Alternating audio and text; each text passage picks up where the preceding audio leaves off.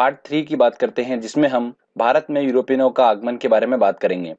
दोस्तों, काफ़ी important topic है, ध्यान से सुनिएगा। इसको अच्छे से मैंने एक्सप्लेन करा है, तो आपको बहुत आसानी होगी समझने में। प्लस साथ ही दोस्तों हम एक क्वेश्चन आंसर सेट भी लगाएंगे, जो कि बहुत ज़्यादा इंपॉर्टेंट है। तो चलिए लेक्चर हम स्टार्ट करते हैं।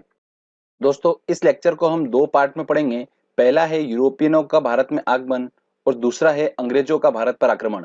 मतलब पहले हम पार्ट में हम पढ़ेंगे पुर्तगाली लोग आए थे भारत में, डच लोग आए थे, अंग्रेज लोग आए थे, तो उनका किस तरीके से आना हुआ भारत में, वो हम पढ़ेंगे यूरोपियनों का भारत में आगमन में। और अंग्रेजों का भारत पर आक्रमण मतलब अंग्रेजों ने किस तरीके से भारत में अपना शासन स्थापित करा, कैसे वो भारत में फैले, उसके बारे में हम सेकेंड पार्ट में बात करेंगे। तो चलिए फ्रेंड्स, हम पहले भाग को लेते हैं, यूरोपियनों का भारत में आगमन। दोस्तों, सबसे पहले जो यूरोपियन आए थे वो थे पुर्तगाली लोग। ठीक है। अब पुर्तगाली लोग, ध्यान रखिएगा दोस्तों, 1498 में सबसे पहले वास्को डी गामा नामक आदमी पहला पुर्तगाली था ये, जो कि कालीकट बंदरगाह पर पहुंचा था।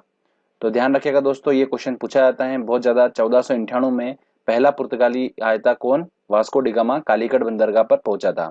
ध्यान रखिएगा दोस्तों, इन पुर्तगाली लोगों ने अपनी पहली व्यापारिक कोठी कहां पर लगाई थी? कोचीन में लगाई थी। कहां पर दोस्तों? कोचीन। थोड़ा ध्यान रखिएगा फ्रेंड्स, मैं आपको पहले सारी इंफॉर्मेशन दे रहा हूं, पहले आप ध्यान से पूरा स्टोरी वाइज समझ लीजिएगा। उसके बाद मैं आपको बाद में जब स्टोरी खत्म हो जाएगी तो आपको ट्रिक के माध्यम से बताऊंगा कि इनको कैसे याद रखा जा सकता है। ठीक है, बहुत आसानी से आप इन सबको याद रख सकते हो। पहले हम स्टोरी वाइज समझ लेते हैं कि हुआ क्या था। तो इस तरीके से पुर्तगाली भारत में आए और सबसे पहले इन्होंने क्या करा? कोचीन में अपनी पहली व्यापारिक कोठी लगाई थी। आगे बात करते हैं हम कि जब ये कालीकट बंदरगाह पर पहुंचा था वास्को डी गामा, तो इसका कालीकट के जमोरिन ने इसका स्वागत करा था। भारत और यूरोप के बीच में समुद्री मार्ग की खोज किसने करी थी? इस वास्को डी गामा ने ही करी थी। दोस्तों, पुर्तगाली अल्बुकर्क ने गोवा को जीता था और आजादी 1947 के बाद भी, जो भारत आजाद हुआ था उसके बाद भी गोवा पर पुर्तगालियों का शासन था। गोवा फाइनली कब आजाद हुआ था दोस्तों? ध्यान रखिएगा, 1961 में गोवा आजाद हुआ था। पुर्तगालियों ने गोवा के साथ साथ दमन एवं दीव को भी जीता था। इन पुर्तगालियों ने भारत में जहाज निर्माण, तंबाकू की खेती, प्रिंटिंग प्रेस, इसकी शुरुआत किसने करी थी? भारत में पुर्तगाली लोगों ने ही करी थी। तो दोस्तों, ये पुर्तगालियों के बारे में इंपॉर्टेंट पॉइंट्स थे, मैंने आपको बता दिए हैं। पुर्तगालियों के बाद कौन आए थे दोस्तों? डच लोग आए थे। तो सबसे पहले जो डच व्यक्ति आया था भारत में, उसका नाम था दोस्तों, ध्यान रखिएगा, कार्नेलिस हड़स्तमान। ठीक है, ये पहला डच व्यक्ति था जो भारत में आया था। और इन डच लोगों ने अपनी पहली व्यापारिक कोठी कहां लगाई थी? मसूलीपट्टनम में लगाई थी। भारत के पूर्व में मसूलीपट्टनम में इन्होंने अपनी पहली व्यापारिक कोठी लगाई थी। और ये डच व्यक्ति कहाँ आया था? भारत के सुमात्रा में आया था।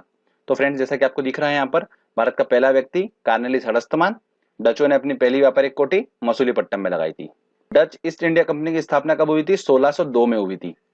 1500 में समथिंग ये डच व्यक्ति भारत में आने लग गए थे और इन्होंने ईस्ट इंडिया कंपनी की स्थापना कब करी थी? 1602 में करी थी। डचों और अंग्रेजों के बीच में वेदरा युद्ध हुआ, जिसमें अंग्रेजों ने डचों का पतन कर दिया और फाइनली फिर अगले जो यूरोपियन भारत में एंटर हुए वो थे अंग्रेज। तो ये सीक्वेंस ध्यान रखना आप, पहले पुर्तगाली, फिर डच, फिर अंग्रेज। चलिए आगे हम बात करते हैं अंग्रेज लोगों की। भारत आने वाला प्रथम अंग्रेज कौन था? विलियम हॉकिंस था।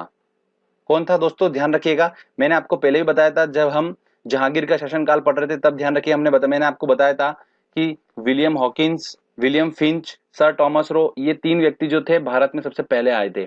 इसमें विलियम हॉकिंस जो था वो सबसे पहले आया था। ठीक है, सेकंड कौन था? फिर सर टॉमस रो सेकंड अंग्रेज थे। तो भारत आने वाला पहला अंग्रेज कौन था? विलियम हॉकिंस था। ये जहांगीर के दरबार में 1608 में आया था।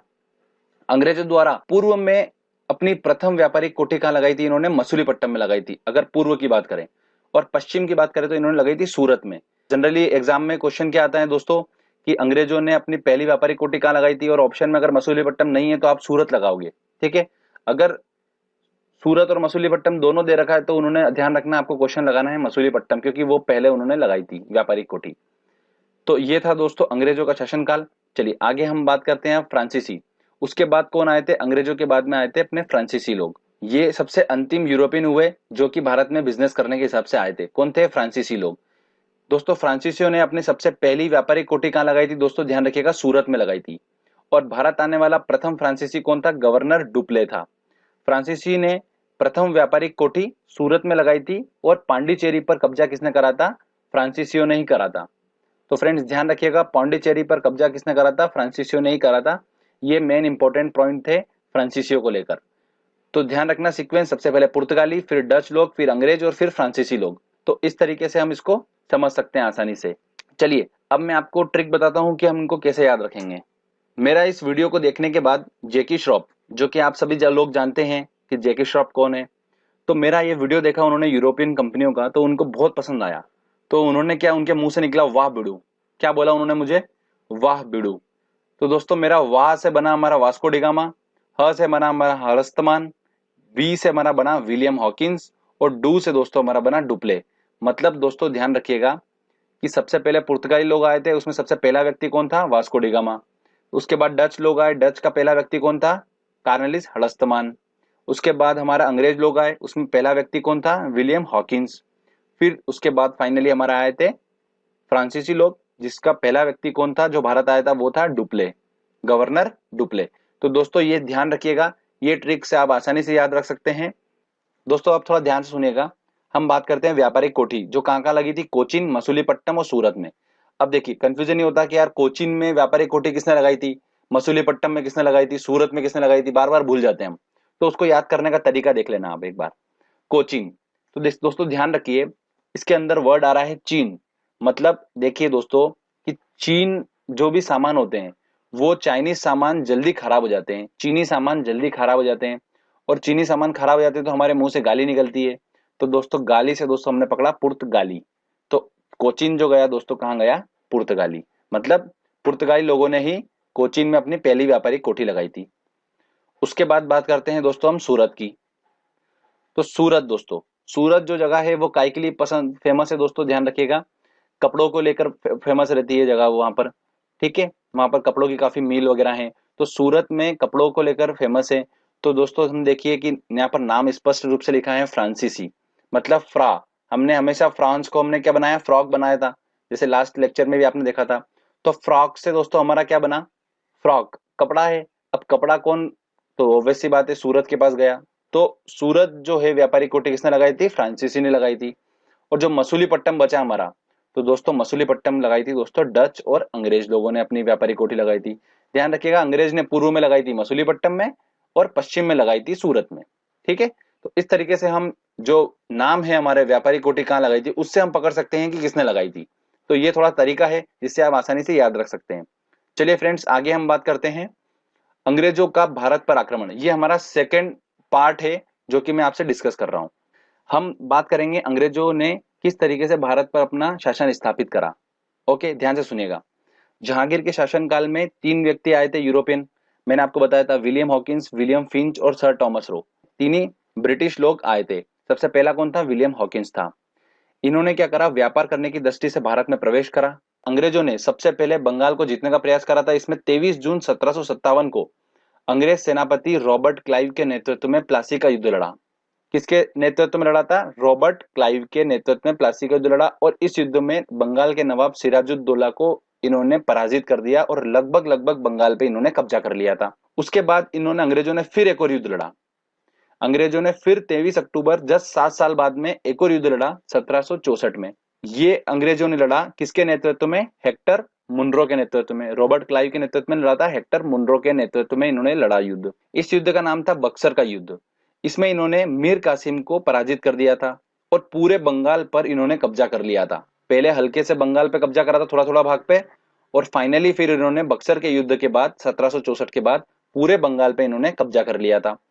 अब इन्होंने एक तरफ तो भारत का पूरा शासन स्थापित कर लिया, अब आगे बढ़े ये कहां पर? मैसूर की तरफ। तो इन्होंने मैसूर में दोस्तों युद्ध लड़ा था। मैसूर के सुल्तान और उसके पुत्र टीपू सुल्तान के विरुद्ध इन्होंने युद्ध लड़ा, और फाइनली इन्होंने मैसूर राज्य पर भी कब्जा जमा लिया अंग्रेजों ने। तो इस तरीके से दो भाग में ये फैल चुके थे। उसके बाद दोस्तों इन अंग्रेजों ने मुगल वंश के जो शासक थे जो उस टाइम दिल्ली में राज कर रहे थे, शाह आलम, उस शाह आलम को भी इन्होंने क्या करा? पराजित कर कर दिल्ली पे कब्जा कर लिया। तो इस तरीके से मोटे मोटे अंग्रेजों ने तीन भागों पर कब्जा कर लिया था, दिल्ली, बंगाल और मैसूर पे। और बाकी जो राज्य थे वहां पर फूट डालो और शासन करो नीति के थ्रू ये अंग्रेज फैल गए। तो इस तरीके से अंग्रेजों ने पूरे भारत में अपना शासन स्थापित कर लिया। तो फ्रेंड्स ध्यान रखना अंग्रेजों ने किस तरीके से करा था, मैंने आपको पूरा समझा दिया है। अब एक इंपॉर्टेंट पॉइंट बता रहा हूं मैं आपको। जो प्लासी का युद्ध हुआ था और बक्सर का युद्ध हुआ था, उसके बीच में एक युद्ध और हुआ था। ठीक है, मैंने जगह जो छोड़ रखी है आप देखिए यहाँ पर 1761 में, ध्यान रखना दोस्तों 1761 में प्लासी के युद्ध और बक्सर के युद्ध के बीच में एक युद्ध हुआ था 1761 में, पानीपत का तृतीय युद्ध। दो युद्ध तो हम समझ चुके हैं, पानीपत का तृतीय युद्ध हुआ, यह युद्ध हुआ था मराठों और अहमद शाह अब्दाली के बीच में हुआ था, जिसमें अहमद शाह अब्दाली जीत गया था। ठीक है, तो ये थोड़ा इंपॉर्टेंट पॉइंट है, आप थोड़ा ध्यान रखिएगा कि 1761 में पानीपत का तृतीय युद्ध हुआ था। तो फ्रेंड्स इस तरीके से हमने दोनों पार्ट को अच्छे से समझ लिया। तो चलिए हम अब क्वेश्चन आंसर लगाते हैं, टेस्ट लगाते हैं और देखते हैं कि हमको कितना समझ में आया है। फ्रेंड्स बहुत इंपॉर्टेंट क्वेश्चन आंसर टेस्ट है, तो आप इसको पूरा लगाइएगा, इससे ही क्वेश्चंस बनने के चांसेस रहते हैं। हमारा पहला क्वेश्चन है, वह पुर्तगाल कौन था जिसने गोवा पर अधिकार किया था? तो फ्रेंड्स मैंने आपको बताया था डी अल्बुकर्क था जिसने गोवा पर शासन स्थापित करा था, तो आंसर लगेगा इसका बी। किस यूरोपी ने भारत में सबसे पहले अपना व्यापार फैलाया था? तो देखिए दोस्तों सबसे पहले कौन आए थे? पुर्तगाली लोग आए थे, तो इसका आंसर लगेगा सी। उसके बाद आए थे डच लोग, फिर अंग्रेजों, फिर फ्रांसीसी। 1498 में वास्को डिगामा कहाँ उतरा था? 1498 में मैंने आपको बताया था कालीकट बंदरगाह पर उतरा था, आंसर लगेगा इसका बी। तो कितने इंपॉर्टेंट क्वेश्चन है दोस्तों, ध्यान रखिएगा। चलिए अगले क्वेश्चन लेते हैं हम। वह अंग्रेज जिसने जहांगीर के दरबार में आकर भेंट किया था? तो वो अंग्रेज कौन था जिसने जहांगीर के दरबार में आया था? तो सबसे पहले आया था दोस्तों William Hawkins, sir Thomas Roe.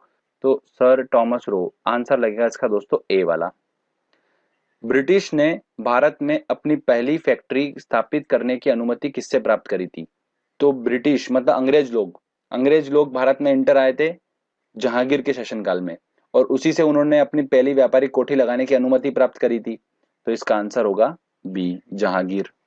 Bharat में अंग्रेजों ने 1612 में अपनी पहली व्यापारिक कोठी कहाँ लगाई थी?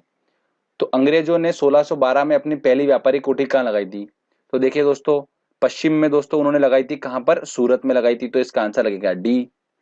अगला क्वेश्चन है दोस्तों हमारा, भारत में फ्रांसीसियों ने अपना पहला कारखाना कहां पर लगाया था? तो फ्रांसीसियों दोस्तों फ्रांस से हमारा बना था फ्रॉक, और फ्रॉक जो है कपड़ा मतलब कहां पर होता है? सूरत, तो इसका आंसर लगेगा ए। निम्न में से कौन व्यापार के लिए अंत में आए थे? मतलब व्यापार के लिए सीक्वेंस में कौन अंत में आए थे? तो मैंने आपको बताया था सबसे पहले आए थे अपने पुर्तगाली लोग, फिर डच लोग आए थे, फिर अंग्रेज लोग, फिर फ्रांसीसी लोग, तो इसका आंसर लगेगा बी। अगला क्वेश्चन है हमारा, 15 अगस्त 1947 के बाद भी कौन सा भाग पुर्तगालियों के अधीन रहा? तो गोवा, सिक्किम, पांडिचेरी, त्रिपुरा, तो दोस्तों इसका आंसर लगेगा ए। दोस्तों गोवा जो था फाइनली 1961 में आजाद हुआ था, तो इसका आंसर होगा ए। चलिए आगे और इंपॉर्टेंट क्वेश्चन लेते।